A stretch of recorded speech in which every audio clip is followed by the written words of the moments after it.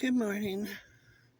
This is I Love to Crochet, or Susan, or Tank. I'm going to talk to you a little bit about my testimony. First of all, if you don't want to hear it, just scroll on by, and I won't entertain any comments that are derogatory. This is done in love. I'm going to tell y'all my little journey, just a little journey in a journey. I was born sick, and I'm almost 62. And a few weeks ago, I've always felt kind of crummy, but my lungs were really getting congested. And I woke up on a Sunday morning, I had fever, and I had this huge headache. And my husband had been feeling bad for a week or so. Come to find out, he had given me COVID. But anyway, we went to the hospital, and my lungs were so full of fluid that I couldn't even hardly cough because I couldn't take a breath. And part of what happened was I have what's called congestive heart failure. And all that fluid was around my lungs and my heart. They drained off 4 liters of fluid in like a 4-hour period.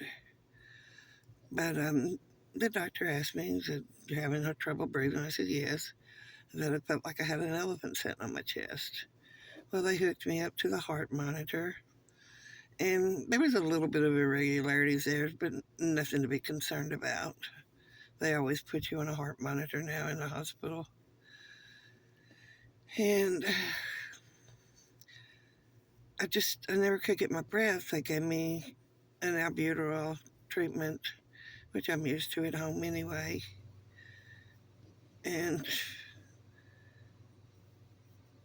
they did the x-ray just in the emergency room, and they said there was something showing that they might have concerns for. And I didn't really pay any attention. And then the doctor came in, or the nurse, and she said, "Honey, we need to get you to sign this release. We're going to put you on the ventilator because your breathing is shutting down." And I looked at her and I said, "Are you crazy?" I'd always heard during the COVID that if you get put on the ventilator, that's probably your last living act. And I said, "No, I think if you're not going to treat me, I, I'll just go home. We're not doing a ventilator." And my husband had been outside parking the car. This is how fast it happened. And he walked in and I said, "They want to put me on a ventilator." He looked at me, he looked at her. He says, "No, she's not going on a ventilator." And like I said, they had given me an albuterol treatment because I've been there before and they know. And I started coughing a little bit, and my husband does these back compressions on me. He'll beat me where to loosen the mucus up. Well, I had him do that. And I started coughing up a little bit, but it was so thick, it was just lodged in there. But they had me on the IV, and they pushed some kind of medicine. It was antibiotics, and um, I can't remember what else it was. There's 3 things.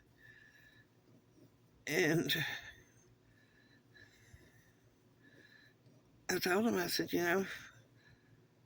I'd just rather take my chances at home. And they said, "Well, let's stay down here and let's get you cleared up as much as we can, and then we'll decide." Well, in comes another doctor. She says, "I saw something suspicious on the chest x-ray. I want to do a CT scan with contrast." And that stuff always bothers me, makes me anxious and nervous and can't sleep. Well, it bothered me for 4 days this time. But anyway, they did the CT and it ruled out a pulmonary embolism. There was some tracts in my lung that suggested that I had one, but they never said the word, but I kept hearing people think, they were saying miracle that I didn't have one from the presentation that I was given. Anyway, after 14 hours in the emergency room department, trauma room, they finally decided to admit me, and respiratory therapy came around every 6 hours. If I needed them before then, they would come in and they would give me a breathing treatment.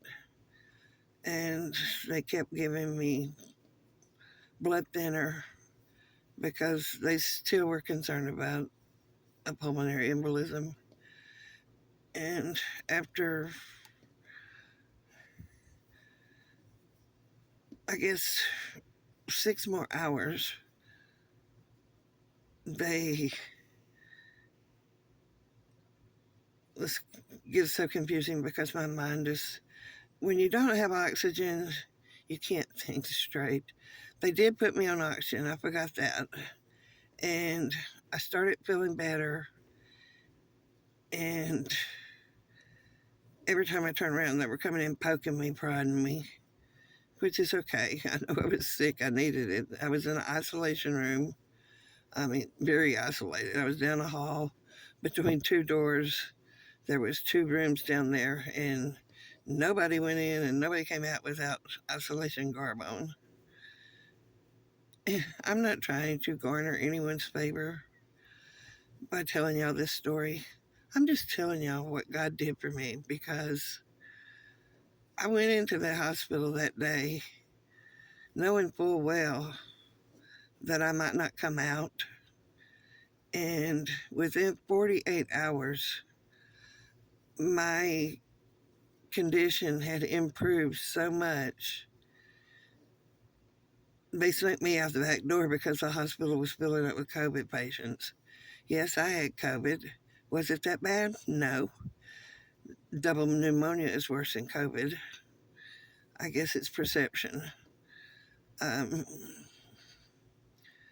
to this day, God gets all the praise and the credit for me because I'm not supposed to be alive. The devil keeps trying to kill me, and I keep living. And, like I said, if you know me, you love me. I'm not a hateful, bully person, but I'm not going to take anything off of anybody. And I'm not going to let my friends take anything off of anybody.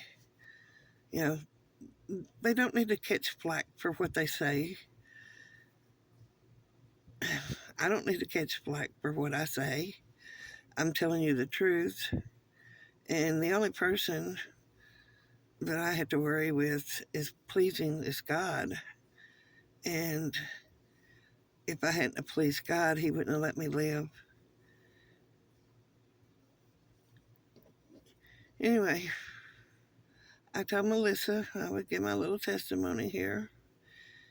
And the very last thing I want to say is, whether I live or die, God is still God. And He is still the King in my life and on the throne.